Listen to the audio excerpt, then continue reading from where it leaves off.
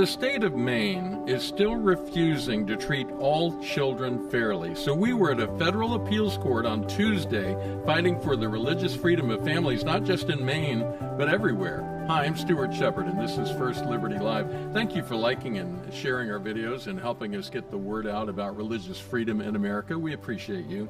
Our guest today is Jeremy Dice, who is Senior Counsel here at First Liberty Institute. Hi, Jeremy. Hey, Stuart. You were in Boston yesterday, where this case was being heard. You were right up there, past the bar, right up front. Tell us, what are we asking the court to do? We're at the First Circuit Court of Appeals talking about a Christian school. What are we asking the court to do at this case? We're asking the First Circuit to overturn a trial court's decision that said that our clients could not bring this lawsuit to challenge their participation in a program that they won the right to participate in. You may remember a couple years ago we won the case Carson versus Macon. I'm sure we'll talk more about this in a moment. Yeah. But they won that decision, the right to be able to have religious organizations participate in this tuitioning program that they have up there in the state of Maine. But then the state of Maine changed their mind, they changed their law, and have created significant roadblocks in the way that we were arguing are unconstitutional. So let's tell some of the backstory. This goes back 100 years because of the rural nature of so much of the state of Maine. It's different than most other states in the country in that most of the population is right there on the Atlantic coastline. But you go upstate, there's a lot of places, there are hardly roads up there, much less schools, right? Yeah, that's exactly right. And so for 100 years, or at least tens of years, decades of years, they've had this program in place where rather than building the public school system out like they do in most other states, they just give the parents money. They say, hey, go to the school. And some choose to make a school in their neighborhood, or they go to the local public school. But if they can't access the local public school, they have the right to go to a private school as well. And so for 100 years, that was no big deal. People would spend their money to go to whatever private school they wanted to go to, including religious schools, until about 1980, when the Attorney General of the state of Maine, who's elected by the legislature of Maine, he decided in an opinion that the tuition dollars being used in that way would violate the Constitution if they were being spent at a religious school. And so religious schools in the state of Maine were summarily excluded from the tuitioning program. Which is just wrong.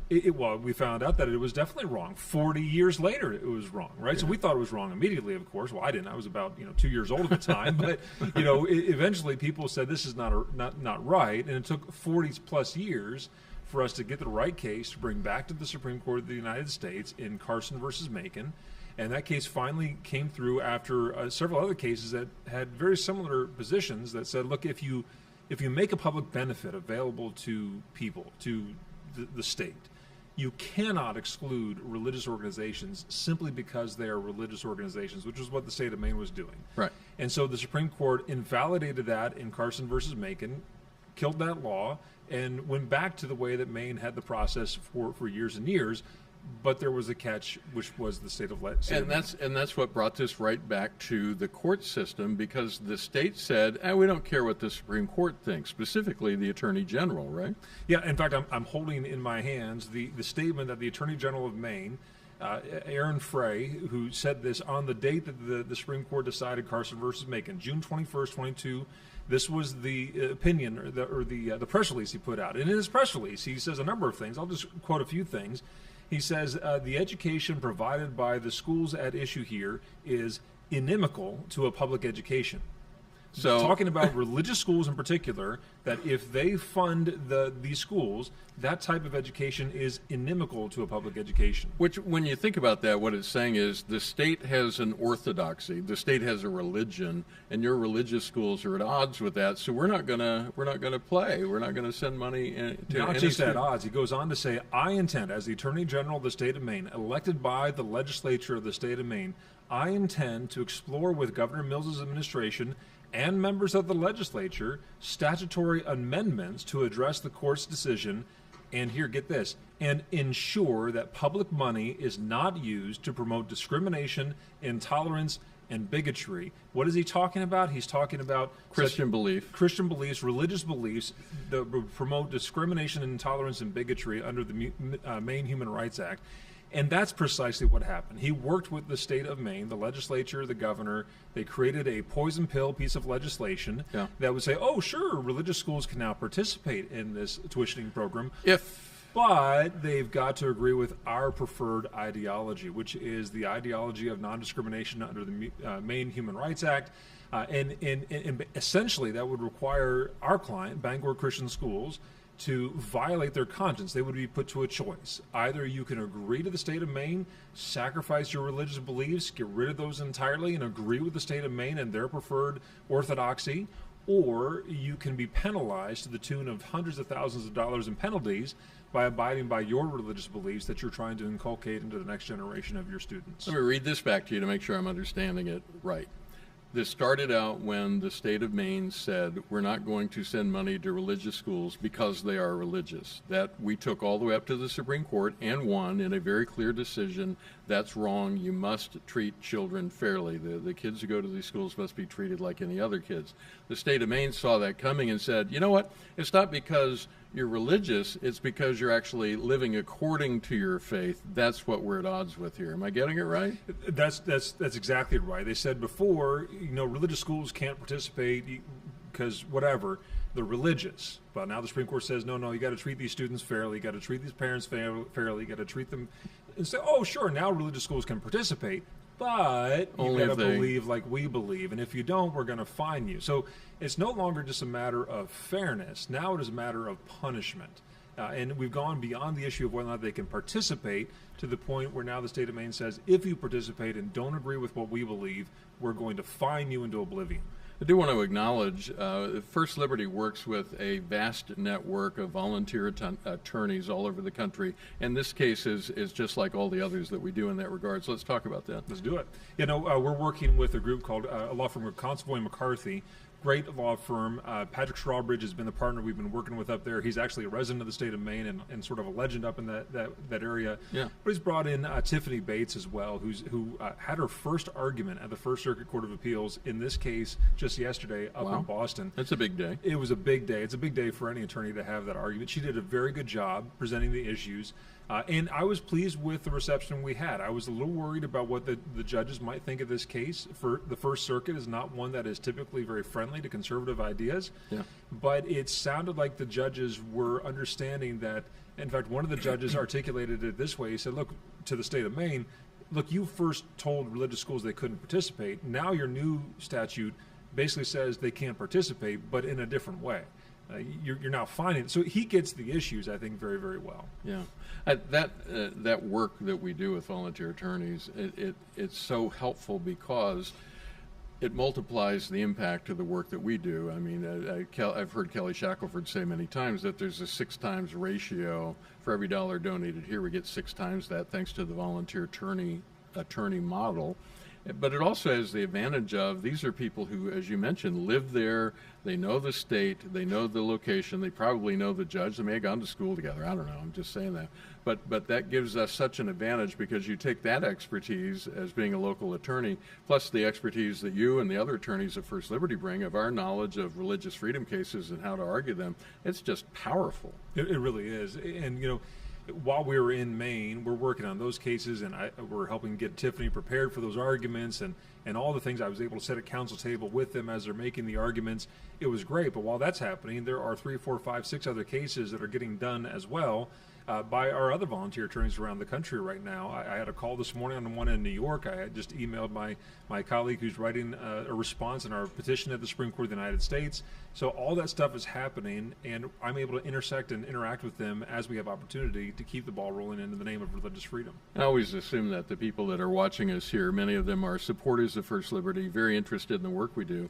And it's always important, I think, to share that. We share some of the cases that we work on through programs like this, but this is a very busy time for you and the rest of the attorneys. It's as busy as I've ever seen it here, and I've been here quite a few years now. Yeah, no, and I don't even have all my flights scheduled yet, but there's I'm going to be speaking on one part of the country next week, and then I'll be flying to the complete opposite corner of the country the next week for depositions, and down for meetings in Florida, and just on it goes with more cases than I know what to do with right now. I want to talk about a larger issue when it comes to this case out of Maine, and I heard about and then I read through quickly. The Chief Justice John Roberts issues an annual statement, an annual report on the federal judiciary. As I'm reading through it, a couple of quotes leaped out to me. I want to share them with you. The first one, he's talking about lifetime tenure and judicial independence, which are themes that we've hit on here over and over again over the last few years. And this is the first quote. He says, "I feel compelled to address 4 areas of illegitimate activity that, in my view," this is Chief Justice John Roberts speaking, "do threaten the independence of judges on which the rule of law depends. 1, violence. 2, intimidation. 3, disinformation. And 4, threats to defy lawfully entered judgments." Those are all issues. If you follow our First Liberty Insider, our regular weekly email, it's free, by the way, if you want to subscribe on our homepage. These are issues that we've been talking about for years now, of this happening, all those different things, from violence to disinformation to this idea of defiance. But that fourth one, the idea of defying a lawfully entered judgment, really hits the case we're talking about. And he goes on, this is what he writes about that in part. "Within the past few years, elected officials from across the political spectrum have raised the specter of open disregard for federal court rulings. These dangerous suggestions, however sporadic, must be soundly rejected." This case presents exactly an opportunity for the appeals court to do just that, to say, no, you can't do that. Yeah, that's exactly right. And as we told the court yesterday, that the easiest way to resolve this case is simply to affirm the principles that made this case necessary in the first place, right? Go back to Carson versus Macon and follow that opinion. But even beyond that, I mean, Carson versus Macon should not have happened either, because there was Espinosa versus Montana, there was Trinity Lutheran versus Comer, there was Our Lady of Guadalupe. All these cases say basically the same thing, which is when you make a benefit available to the public, you cannot exclude religious organizations because they are religious organizations. I suppose the slight differentiation between what Carson said and what this case says is just what I think the chief is after right here. Rather than just simply pushing back from the table and saying, we're not going to abide by this, and no way we're not going to listen to what Chief Justice Roberts has said in his in the opinions that the Supreme Court has issued in Carson versus Macon. Instead, they've now come back and said, well, sure, they can participate, wink, wink, but they've got to agree with what we say they have to agree to. Yeah. And so they've just simply done what they did in Carson versus Macon by a different name, except this time it's not simply excluding people of faith and the students that are as a result of that. It has that effect, no question, but it goes further than that. It uses the state of Maine's laws as a sword to go after people of faith, the religious organizations that they run, and say not only that you're not welcome in polite society unless you agree with what we believe is the right orthodox thing to believe. It then says if you do that and don't shed your religious beliefs, we are going to punish you with a fine. And that, I cannot imagine the Supreme Court is going to think very kindly of. I in my head, I can always hear the viewers who are watching us right now, and I'm sure more than a few are thinking, this sounds a lot like the First Amendment Establishment Clause, the idea of the Congress, the government, shall not establish a religion. But in a sense, Maine's doing just that by saying, here's the belief system that Maine has, and you've got to follow it or else. Yeah, it certainly has that feel, whether or not that's true or not. I guess the only difference is that Maine is not saying this is an enforced religion. They're just saying that they're trying to ensure that public money is not used to promote discrimination, intolerance, and bigotry. But, of course, the people that they're after are people of faith that don't share the worldview and belief system that Attorney General Frey in the state of Maine apparently possesses. What happens next?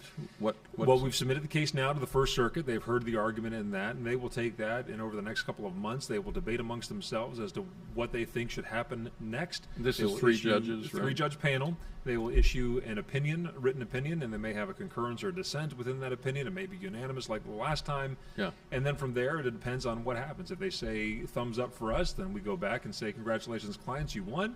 If they say thumbs down, then that means we're going to go to the Supreme Court and ask them the same question we asked them several years ago. Can the state of Maine continue to treat its students and its religious organizations unfairly? Very good. Jeremy, thank you for the work you do. Thank you for the update today. Thanks for having me. And thank you for watching. If you want to see America's religious heritage defended in court, you can make that happen through your support of First Liberty Institute. It leaves a legacy of religious freedom for your children and your grandchildren when you support the work we do. Because this case, the outcome not only will impact the families there in Maine at that one school, it'll impact families all across America. These precedents have a national impact, and that's what we're after with the work that we do here. Just look for the big red Give button up at the top of the page at firstlibertylive.com.